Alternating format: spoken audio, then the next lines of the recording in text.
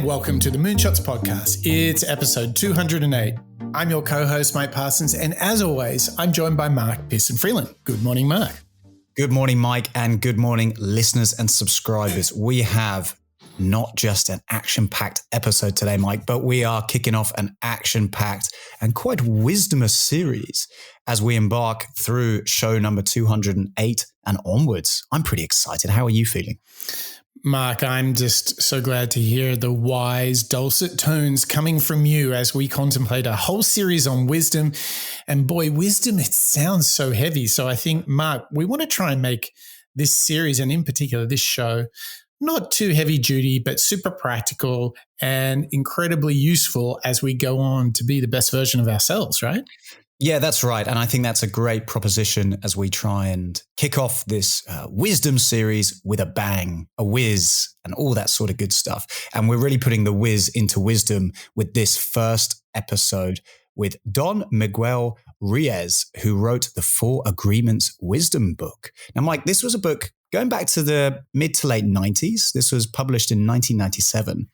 And Don Miguel is from Mexico, and now over 25 years later, he's released a number of other books, including The Voice of Knowledge, The Circle of Fire, and even The Fifth Agreement. But starting with his first book, The 4 Agreements, I think it's a great launch pad for you and I, our listeners and members, to start getting into this idea of wisdom, this idea of what we can do to combat self-limiting beliefs or ideas that sometimes hold us back from going out and trying to be that best version of ourselves. Maybe it's confidence. Maybe it's just living with integrity. I think there's so much that we can dig into and learn from this whole entire series, but really starting with Don Miguel today and creating that as a foundation, I think it's going to really, really help us set the tone over how we can behave and how we can interpret things in our day-to-day lives. Yeah. And, you know, the promise on the book cover is it's a practical guide to personal freedom, which is pretty interesting. He has some huge fans, the old Don Miguel. Oprah is a fan, Deepak Chopra is a fan. And I think, you know, this idea of experiencing some freedom, I think is all about choice. It's about satisfaction and fulfillment, doing things that matter in the right way. And for me, I think what we're all battling against is the kind of challenges of modern life: fatigue, stress, anxiety, social dynamics. I mean, there is so much going on that we have to work with. And particularly if you look at the role of technology, that life moves so fast. It's like this book that was written 20 years ago and is one of the most successful books on Amazon.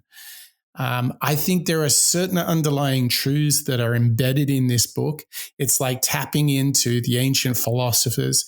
What we have in the work of Don Miguel Ruiz is 4 agreements, 4 ideas that can combat the challenges that we face in our everyday life. I mean, I think we all need a little bit of help overcoming the craziness of life, don't you, Mark? Yeah, I really, really do. And as Deepak Chopra would say, this book is a roadmap to enlightenment and freedom. So really, Mike, I think that's a call to all of us, isn't it? If we're looking for that little bit of enlightenment in our lives, or maybe that little bit of extra freedom, that bit of bandwidth to maybe go and try something new in our lives, or separate work and home life, or even just go out and pick up a new habit and be maybe a little bit healthier or otherwise. I think this is a great moment in our time to take a moment, take a breath, particularly as we come up for quite a busy time at the end of the year for all of us around the globe. I think now's the time to really dig into this idea of wisdom and find that little bit of balance so that we can go out and try and be that best version. I'm pretty excited, Mike. Are you raring to go? I am totally ready to get stuck in, and we've got a lot of themes to cover. We've got judgment, we've got integrity, we've got how we think about others and effort and results. It's all in front of us. So, Mark, unlock the freedom, unlock the enlightenment roadmap. Where are we going to start? Well, look, it would only be appropriate to hear from the author himself, Don Miguel Ruiz, to open up the show for us. And he's going to call out exactly why these 4 agreements can be so beneficial before you and I and our listeners really lean into each of them. We want to hear from Don first, explain to us why these 4 agreements are still so valid and so timeless, and how we might be able to go out and change our reality. If you can change your world, don't try to change the secondary characters. Change the main character. And just like magic, the whole story will change. Can you imagine living your life with unconditional love, without any expectation, with no obligations, just by being what you are, what you really are? Because you have to understand something that is extremely important. You don't have to be you.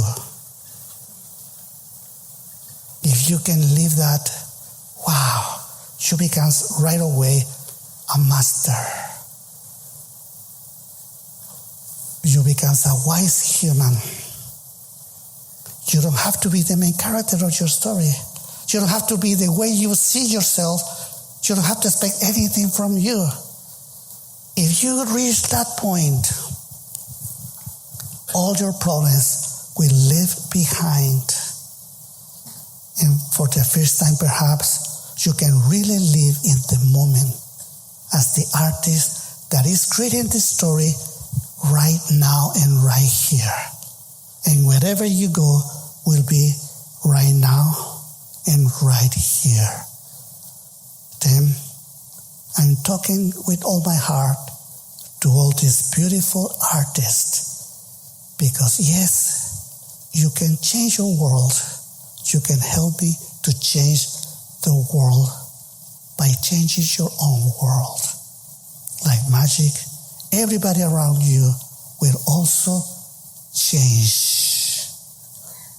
One more time, please help me to change the world. Mark, what I really picked up on there is, apart from what a soft, gentle voice, huh? I mean, he just sounds like some guy you want to sit down with in the cafe and just chat with. I mean, what a sweet man, right? Yeah, lovely to listen to. Very, very peaceful. Reminds me of Eckhart Tolle with The Power of Now. You know, when we were hearing his voice and his tone and pace. Unlike you and I, Mike, who maybe we're a little bit fast. Over-caffeinated, we're hearing this level of this approachfulness, I suppose you could say, this peace. It reminds me of Dan Millman as well, doesn't it? With the way he's got definitely some Dan Millman. Maybe he could call the book The 4 Ways to Chill Out. I don't know. Yeah. But he sounds like he's been drinking his own Kool-Aid. He's on the bus. I think, the interesting thing is these wise thoughts and philosophies that we're going to get into, these mindful ways of being, are not only for your own benefit. I thought that struck me, Mark. But if you behave in this way, you will not only affect yourself, but you'll affect those around you. And I think that's a very good thing to remember when we talk about values, when we talk about principles and how you behave in the world, how you go about being the best version of yourself. It's not just for you, is it, Mark? No. And you know what is quite interesting as we kick off this wisdom series? I'm now reminded of all of our Achieving Your Goals series, whereby we were learning about measuring what matters and radical focus, strategies for getting up to speed with new teams and so on. What's interesting as we compare the idea of wisdom and getting our own house in order to be that best version of ourselves. So changing yourself in order to change the world and so on. You have to start with the thing that you can actually take ownership of, which is you, your mindset, and therefore your behavior. It then naturally drags us or brings us into the practicality of putting productivity into question, doesn't it? You know, in order to go out and be a great leader, to go out and be a great colleague or a teammate or a parent, perhaps, I think what Don Miguel's really making the case for already, and that's only the first clip, Mike, is if you work on yourself, you internalize, you see how you react to things, and you're going out every day with an intentionality around you to go out and be good. And we'll explore what that means later in the show as well as the series, I think. But it's actually then beneficial for those around us because you can inspire others. You can help them pick up the phone, reach out for help, or maybe just smile at each other in the street. I think this is a great moment for us to, you know, remember that we're all in this together and we're all part of the same team, aren't we? Yeah. And I think, you know, a great way to teach is to demonstrate.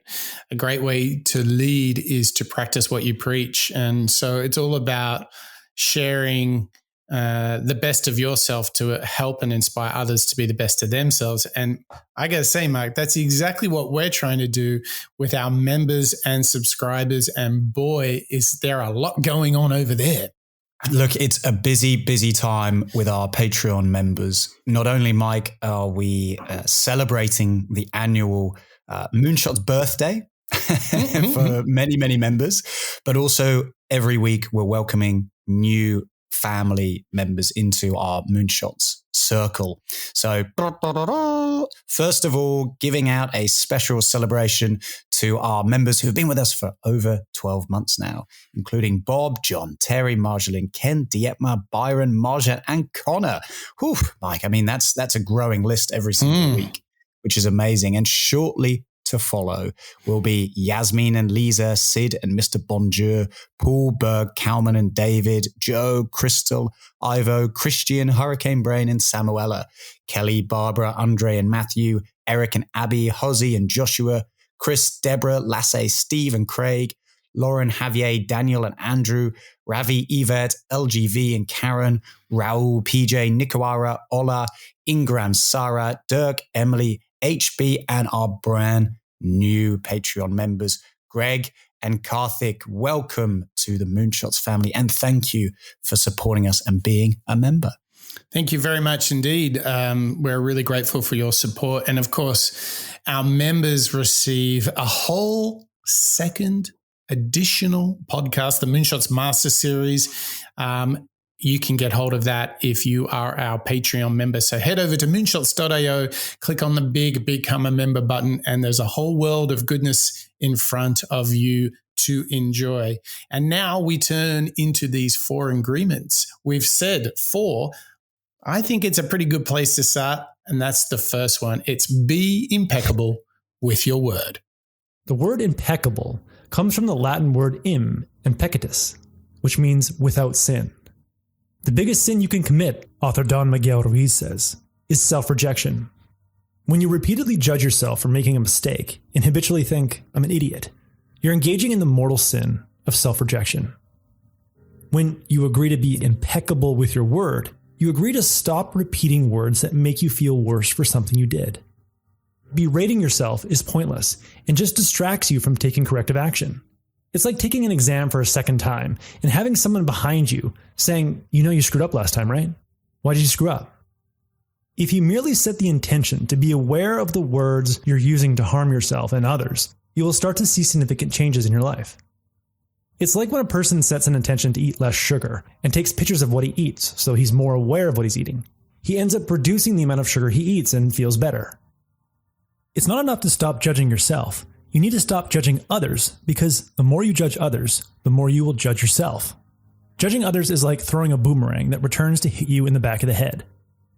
So when you go to bed each night, reflect on the quality of the words you said to yourself and others during the day. Imagine every word you said to yourself and others was broadcast to every phone in the world for everyone to hear. Then ask yourself, did my words uplift people, or did they depress people? Mike, before we dig into that practical element and that practical layer that we can apply for ourselves daily with regards to this lesson, this agreement that Don Miguel Ruiz is calling out, I really like what we heard in that first clip, the first section of that clip, the productivity game was breaking down for us, which is how the biggest sin that Don Miguel experiences and calls out is this idea of self-rejection. This self-rejection being how much we punish ourselves, perhaps daily or even more regularly than daily, perhaps, when we screw up or we seemingly screw up. And I think that's a really big idea, isn't it?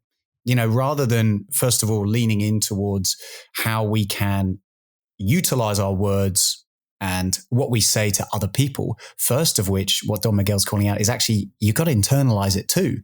You've got to be able to tell yourself and be impeccable with yourself the words that you're utilizing in order to keep yourself, you know, feeling positive, confident, or hold yourself accountable. I think that's quite an interesting build, isn't it? Yeah, look, I think the thing that I've discovered, and I think there's another book, Think and Grow Rich, talks a lot about positive self-talk. And here, once again, we see another great author, Don Miguel Ruiz, really bringing to our attention that it is critical if you have negative thoughts, that takes a toll on you, whether it's self-rejection, whether it's negativity, whether you lose hope, or like I'm always talking about, whether you just have a bad vibe going on. And I think that the whole thing here that I try is to literally, continually, habitually have positive mental visions, mantras that I repeat daily. And here's the other thing is I try to make a promise to myself not to think and speak negatively, not to rush to judgment. And when I do, I get like a big virtual wooden spoon and I kind of like hit myself with it, like, no, don't do it. And what I mean by that is like, there is nothing to gain from judging others, being negative on yourself or others. There's just nothing to gain. And I try to create a very binary situation where I just refuse to have negative thought. And that starts with like calling yourself out when you do have those negative thoughts. So for me, I think it's always tempting. I think that like when you don't achieve something, the best, when you don't achieve something, it's so tempting to go, oh man, I can't believe it. Yeah. But I think if you can go, okay, Yucko willing, problems good, Carol Dweck growth mindset, I will grow through the adversity. Joe Rogan, I'm going to be comfortable with the uncomfortable. It's like it's almost like catching ourselves like on triggers, like don't allow yourself to go down that rabbit hole. Don't go down that spiral. Refuse to engage in negative thought. Like for me, there is no, and actually I need to reinforce to myself, there's nothing to gain from negative thought. It is the worst investment you can ever make because nothing good will come of it. So just stop it. Now, that's easily said, harder to do. How do you, like, I think we all experience this, don't we, Mark? So, like, how do you try and prevent yourself from going down that path? Yeah, I think this is the big crux and big question, isn't it? Because we all do it. For me, I think I was guilty of sitting around with negative thoughts in my mind for too long, like percolating away like coffee. And what I found was quite helpful was to gradually recognize when my mindset or the things that I was thinking of were starting to affect my body. And what I mean by that is maybe feeling like a little bit of unease in my stomach, maybe a physical desire to move rather than sit in front of, a screen or some work, something that I was feeling a little bit negative about. And instead of thinking, oh, wow, this is really bad. I'm useless at whatever it is that I'm trying to do. Instead, trying to inject a little bit of movement, a little bit of a change of scenery to try and then, physically shift my brain from a visual and sound perspective. because then if I'm walking the dog, let's say, or going outside, or maybe just changing rooms, making a cup of tea, boiling the kettle, just changing that little simple thing, that's ultimately what it is, isn't it? Simple, just moving rooms. I was then able to put into practice the same behavior of trying to move my brain, putting it onto something else. And what we've always spoken about on the show before is if you've got a problem, you look at it, you think about it, maybe you write it down. Ideally, you take notes, you prepare maybe a skeleton, maybe you think about it, but then you come back. You don't try and figure it out all at once, because at least for me, my personal decisions in that heat of the moment, maybe a bit emotional. We've all been there. We've all sent maybe a short-winded email when given half an hour, we might have been a little bit nicer. Yeah. I think that's what I try and do. I try and inject essentially a bit of a break so that I can come back to it later with a little bit more of a clear head. So what you're talking about is when you feel that you're going to go down the path of negative self-talk or saying negative things to others, you almost try and remove yourself from that situation and cool the jets a bit. Is that right? Yeah, exactly. Cool the jets by utilizing, similar to if your mantras are the way to sort of pick up your day, get you started and hold you accountable to some of those core practices and behaviors that you want to inject into your behavior. For me, it's very similar. It's just moving. It's getting that physical movement and distraction, yes. I suppose you could call it. Yeah. And another thing is like a good walk around the block can solve so many problems, can't it?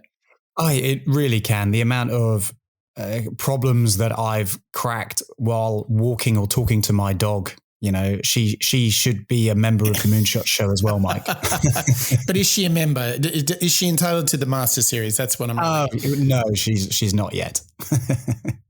So she will be. A really good starting point here is agreement number 1, be impeccable with your word. And it's not just your word with others, but how you talk to yourself. And like for me, there is such an easy win in every day starting with positive mantras, positive manifestation, really focusing on what you will do and how you will do it in a way that lines up with your values. And it might sound a little silly. It might sound a little over the top. But for me, there is space in our lives, and that can either be filled in by negative or powerful or negative or positive forces. And I think choosing to lean into the positive frame fundamentally means that you create less space for negativity. And I think, how can you not just sign up for that? Be impeccable with your word. Don't fall into the trap of rejecting yourself over others. Don't fall into the trap of being hostile with others or yourself. Be impeccable with your word and you will be on the right way. Now, here's the thing, Mark. As we go out into the world and we're loaded up with that positive frame and we're impeccable with our words, adversity will come, challenge will come, failure and problems will come. And I think one of our greatest problems is that we feel these failures, these problems in way too emotional way.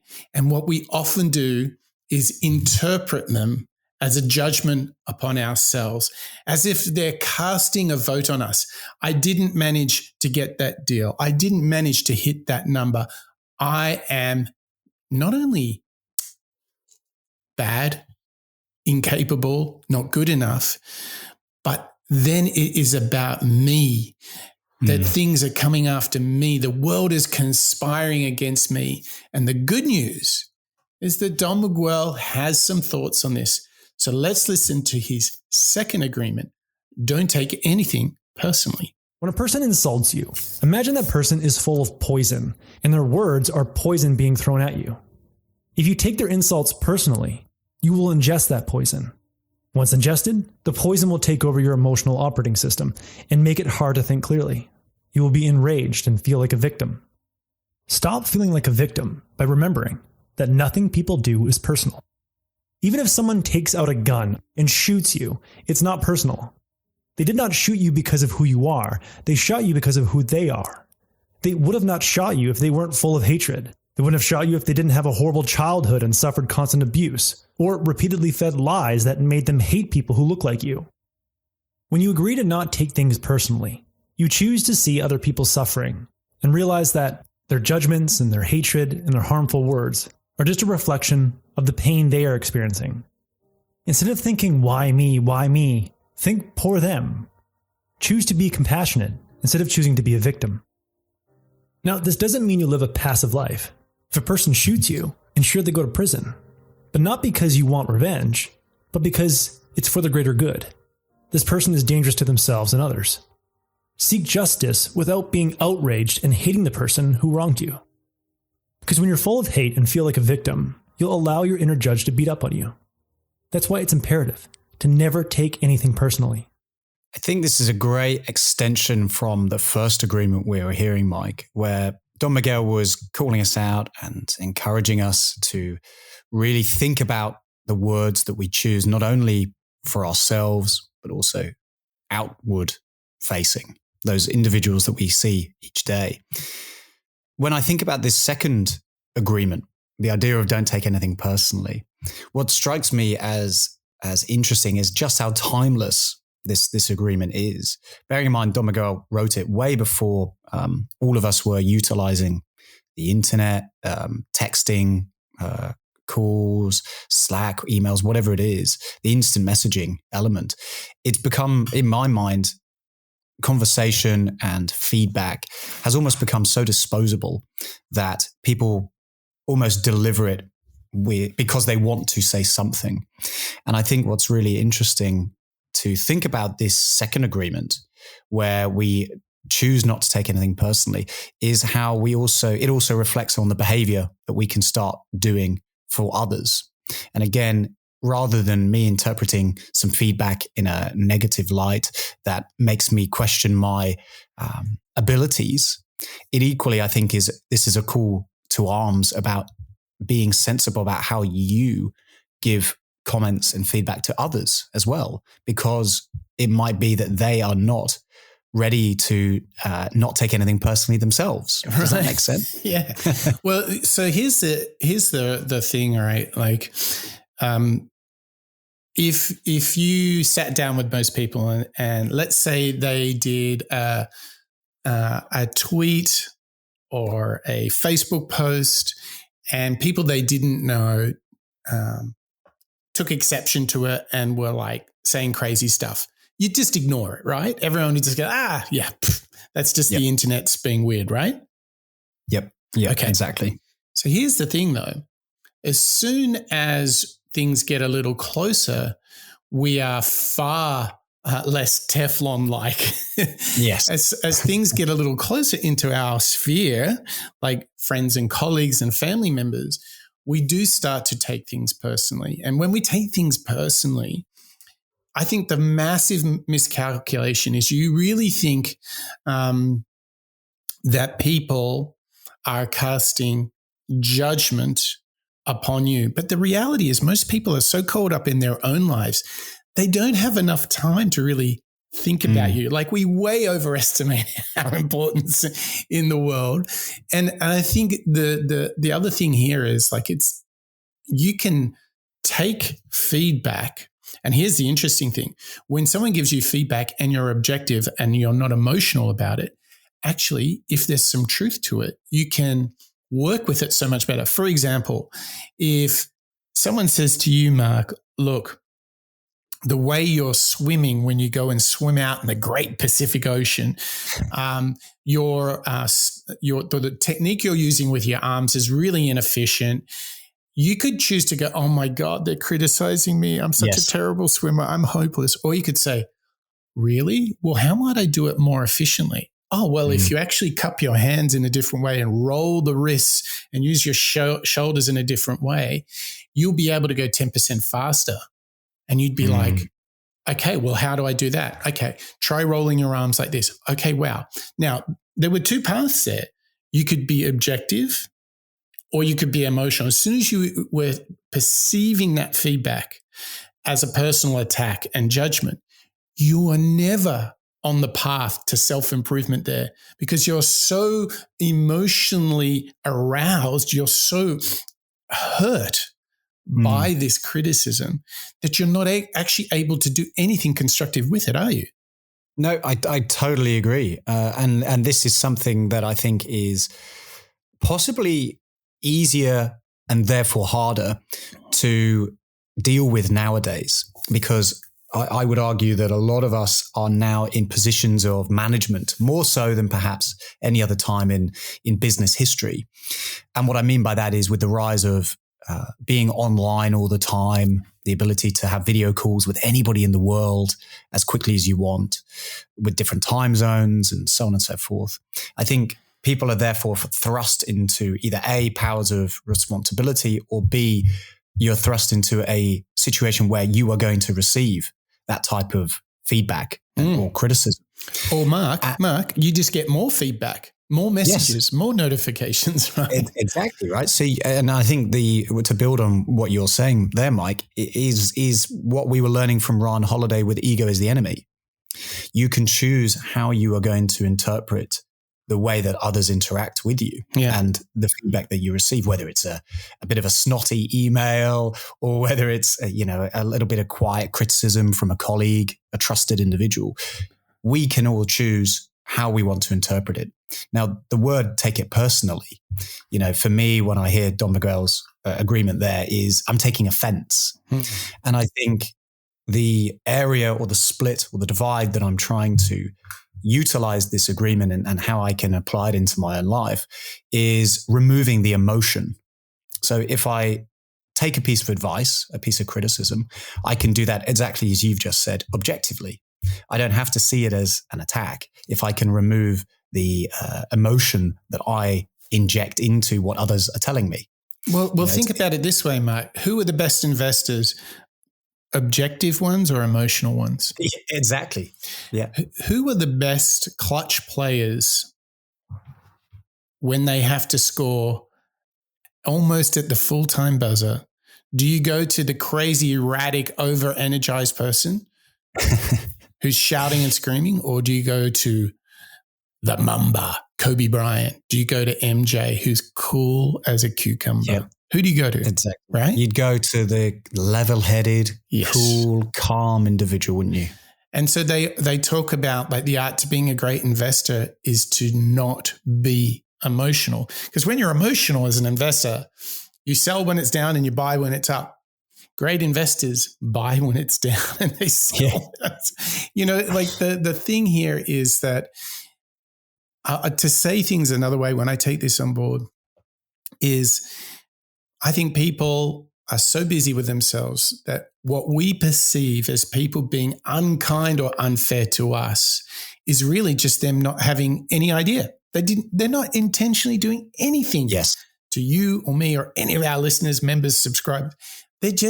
Everyone's just doing their own thing and they got rough elbows and they bump into some people on the way. And it's our choice to take it personally.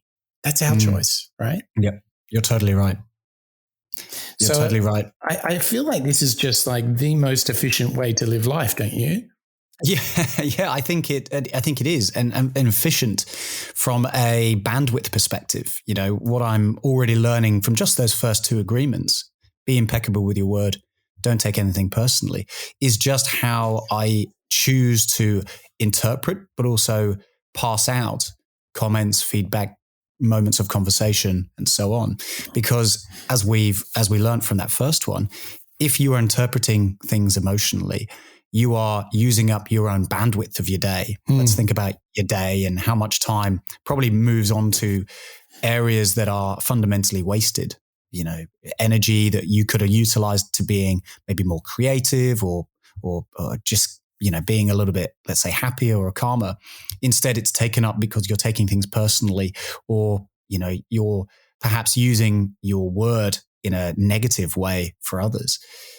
it is leading to an inefficiency, isn't it? It's leading to wasted time and wasted opportunities to be that little bit more efficient. So I think that's already this transformational message that Don Miguel Ruiz is really teaching us here, Mike, is about efficiency, which I find quite interesting. It is. And I'll tell you who won't take things personally is you and me when our listeners and our members go and leave a rating or a review of our show, either in Spotify, Apple Podcasts, or any of the other apps you can listen to our show on. Mark, we would certainly love that, wouldn't we?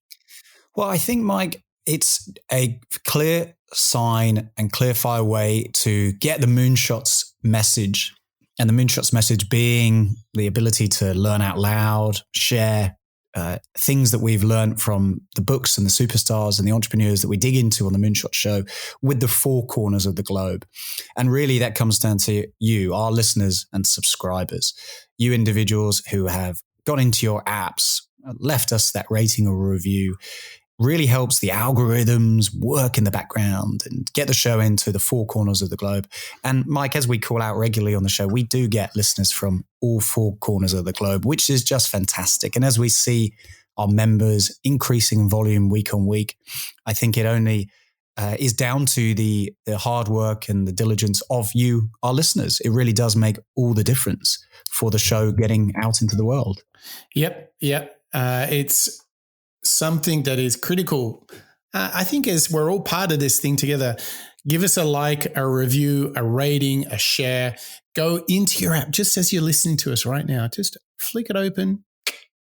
Give us a thumbs up, some stars. Leave us a review if you're on Apple Podcasts. We'd really appreciate it. Super grateful because that's how we build this Moonshots community. The other way we do that, Mark, is sharing big ideas. And this next one from Don Miguel Ruiz, it's kind of big, isn't it? Yeah, that's right. This one, if we've heard about being impeccable with our word and not taking anything personally, this next one, Mike, is another slam dunk. So let's hear about Don Miguel Ruiz's third agreement: don't make assumptions. A good rule of thumb, if you need to make assumptions, always assume the positive. So as humans, we have the tendency to make assumptions about everything. And here's a quote from the book. We make assumptions about what others are doing or thinking. We take it personally, then we blame them and react by sending emotional poison with our word. That is why whenever we make assumptions, we're asking for problems. So if you're someone that usually operates in a negative state of mind, or you're always in negative environments, your assumptions will tend to be negative. However, the more empowered you become as a human, the more proactively you live your life. And when you begin to love yourself and the others around you, the more your assumptions will become positive. So, a short story. You're in a relationship. Your partner hasn't replied for a few hours. Now, you could make positive assumptions. You know, maybe his phone battery is dead. He got caught up in a video game, or he has an important deadline at work. But you're not someone who makes positive assumptions. You tend to make negative assumptions. So, you know, he's out doing something behind my back, or he's out with another woman. I know it.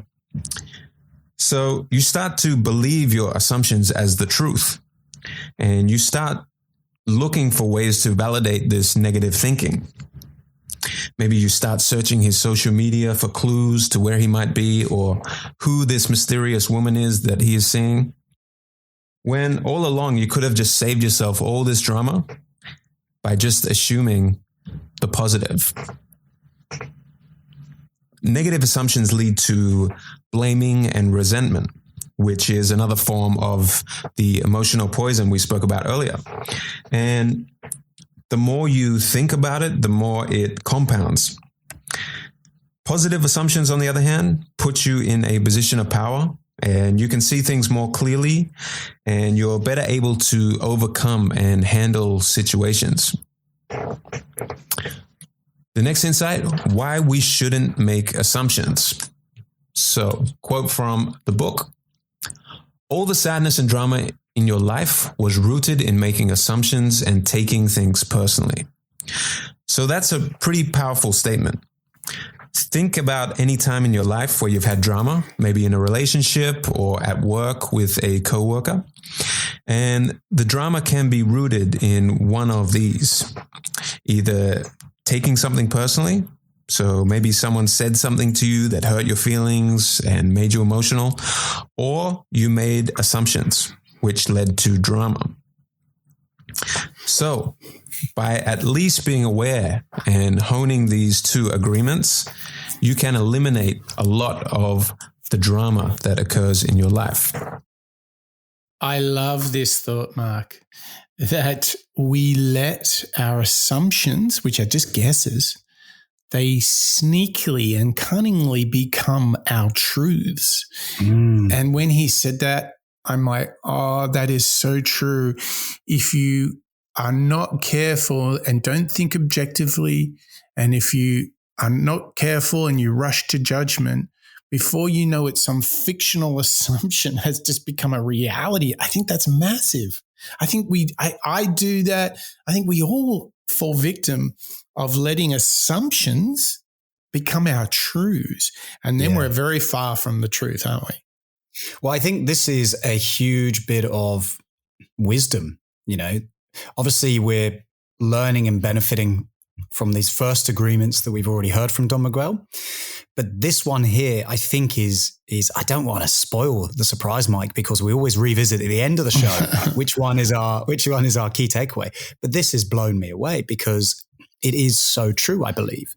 When we're making and allowing our assumptions in our world, our life, our interpretation of not only the things around us, but also the people around us. So whether that's success means driving a sports car, or success means waking up and feeling happy immediately, all these assumptions therefore impact and create that negative frame of mind, which then leads to, as we're hearing, the suffering. I think this is one of those pieces of wisdom, pieces of thinking that can absolutely influence so much once you figure it out. Because me, Mike, I've certainly been victim of this before, living in a bit of a negative frame of mind because I've made assumptions. Whether those assumptions are about my own skills, I don't really know how to do this project at work, therefore I'm no good.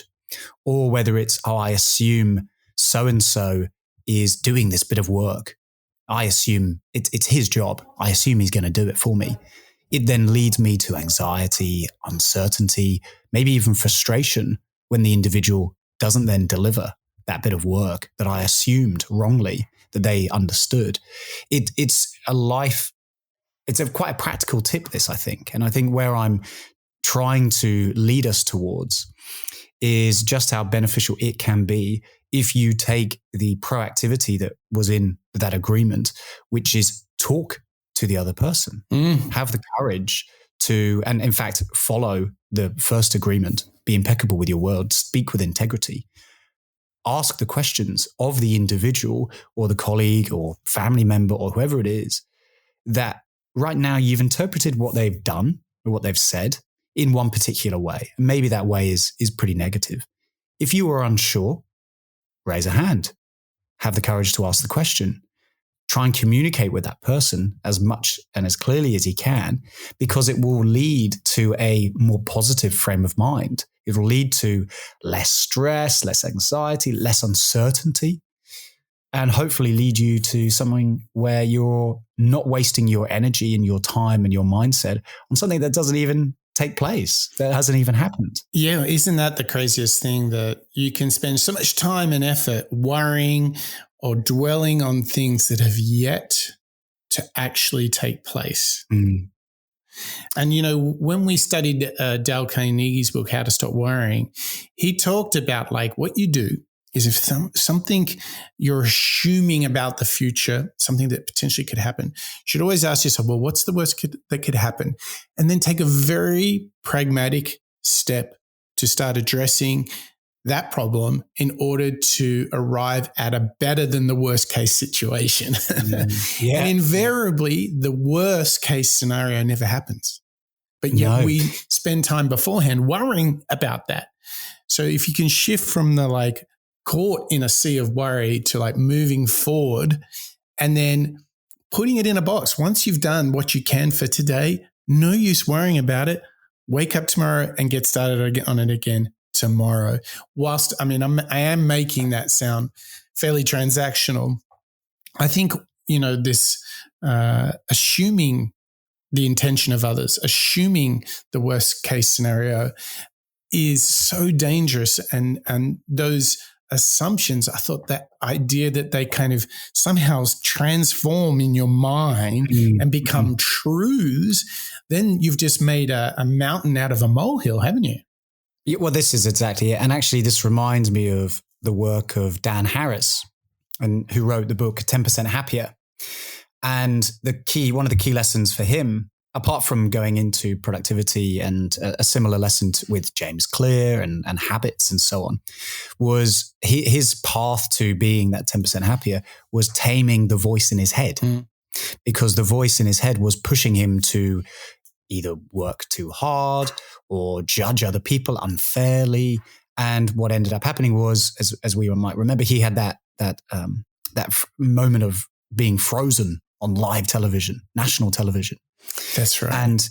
And what I think is quite interesting here is when I'm thinking back to quite a practical life moment, like Dan Harris, for example, if he was able to remove and not make assumptions and quieten that voice in his head, those inner battles that we all, regularly face, it might be that he'd be that little bit happier sooner.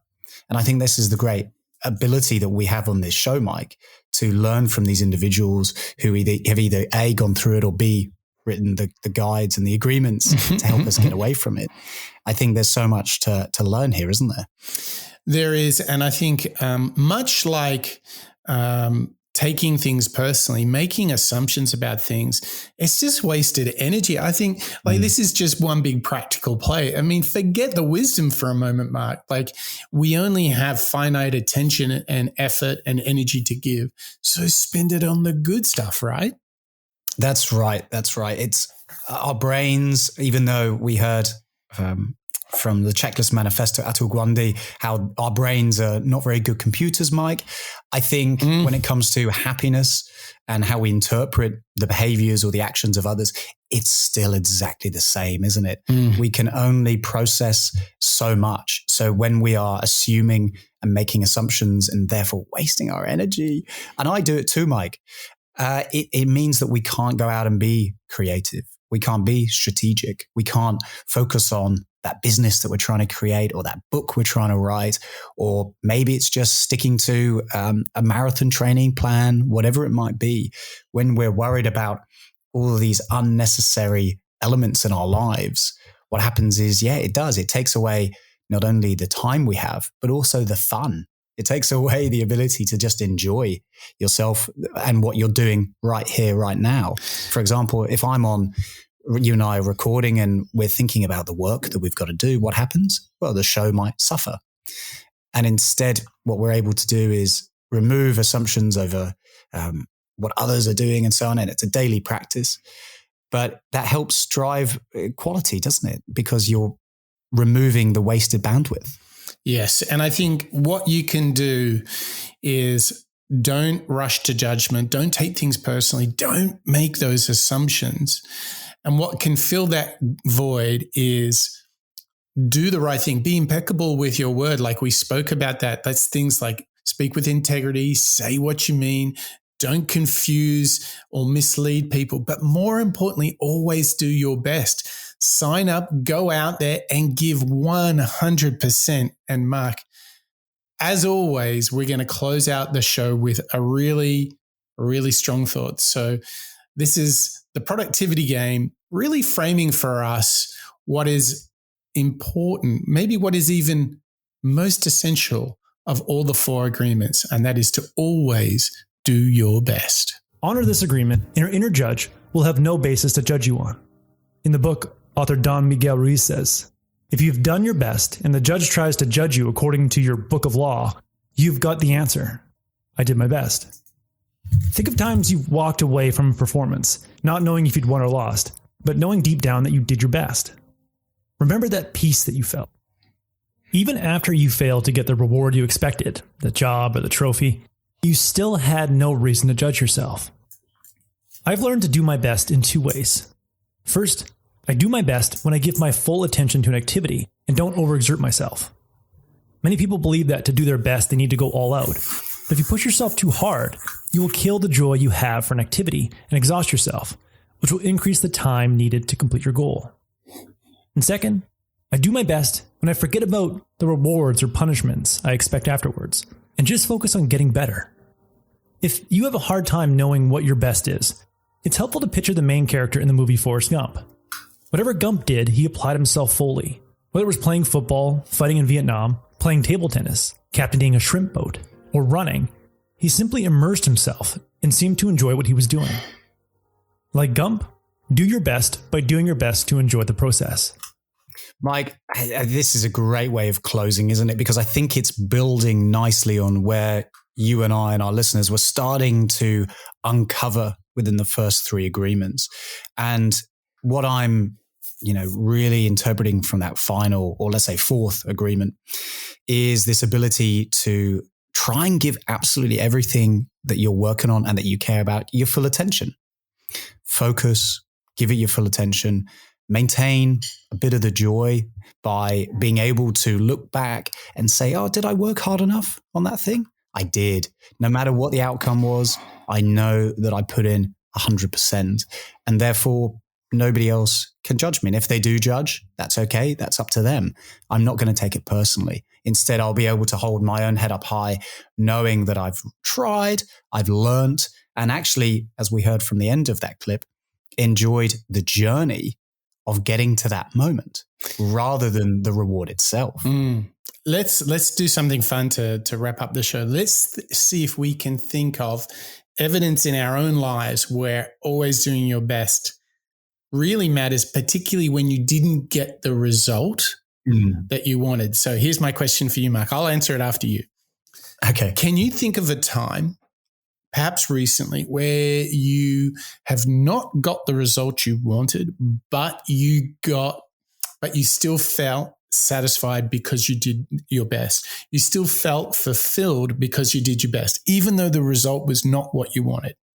Yeah, absolutely. And I think I'll choose a work-related one because those for me have, when I don't achieve a target or a goal at work, I'll take them a little bit more personally because I'm quite proud and I want to succeed in the business space and make my colleagues and so on proud. So I'll choose this one.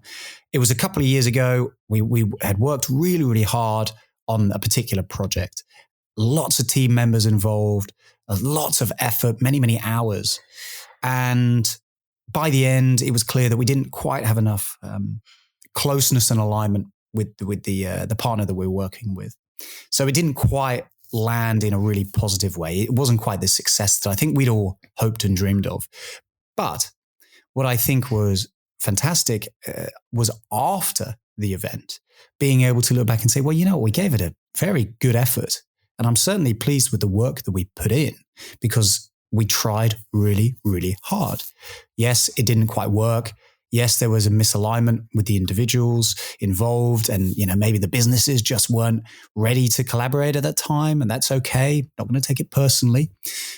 But the crux of it was that we had all walked away holding our heads high, knowing that the content, the work, and the time that we had invested was in fact worth it because all of us had gone along the journey, not only together, but as individuals, and we had learned stuff.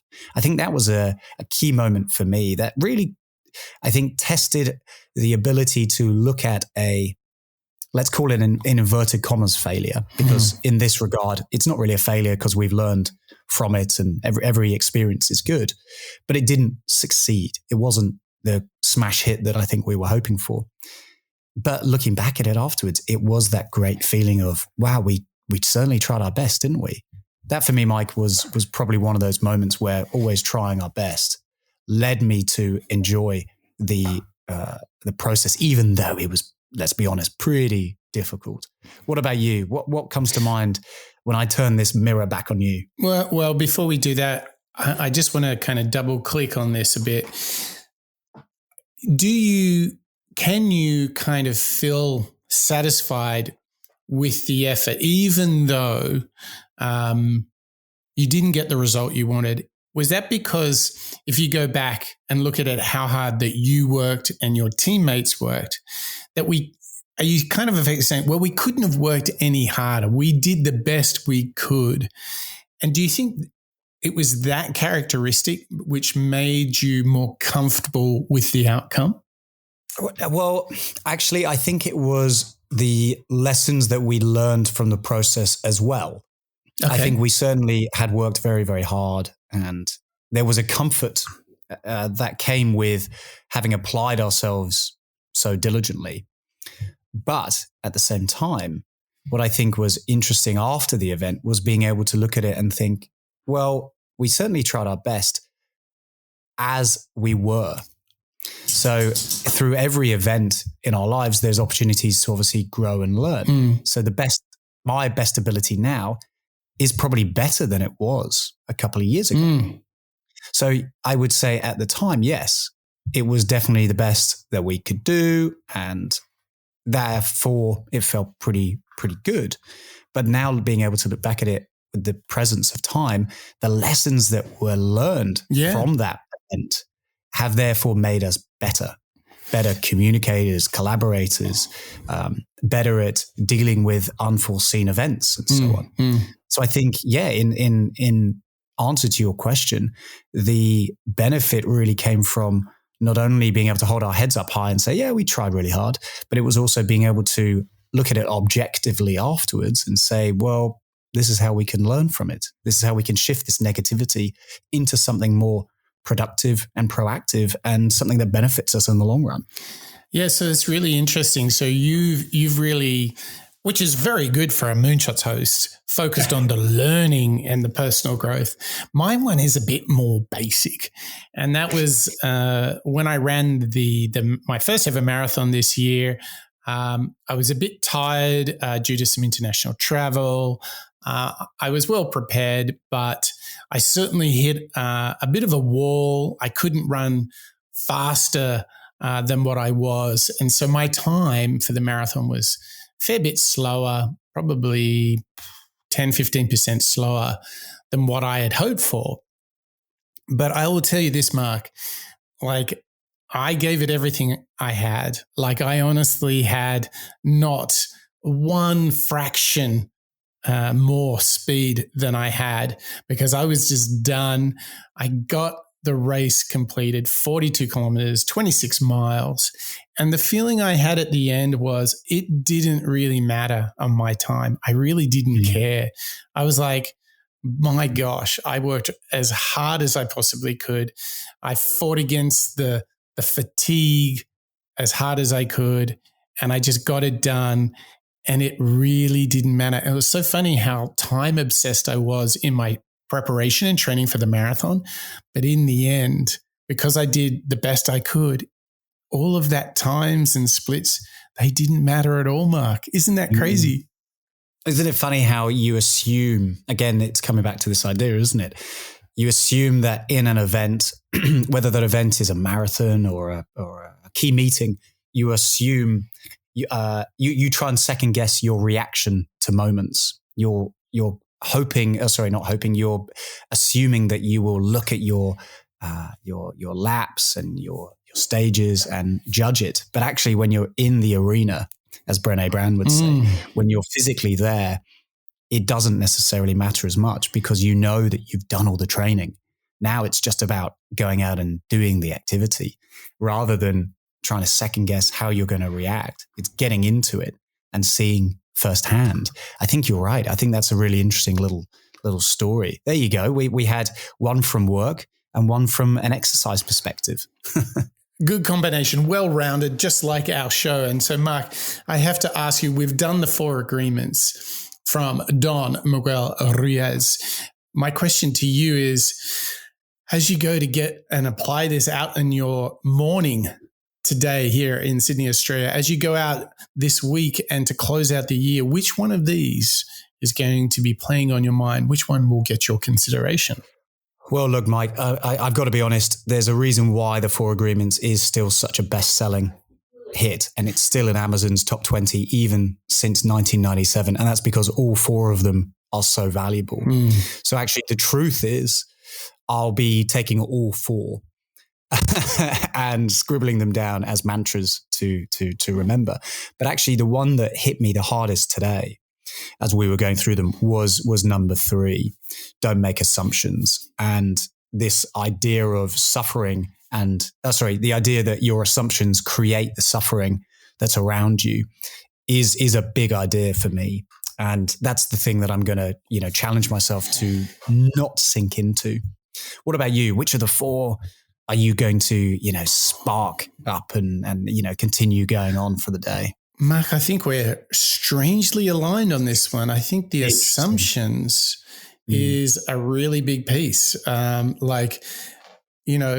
Just don't rush to judgment of yourself or others, and avoid, miscommunications where you perceive someone is acting and thinking in a way, but it's just a misunderstanding. Like, just hold back on all of that judgment and just liberate yourself and your time.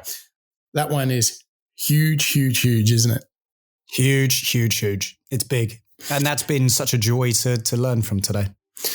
Well, Mark, thank you to you for sharing that joy with me on this show, show 208, Don Miguel Ruiz, The Four Agreements.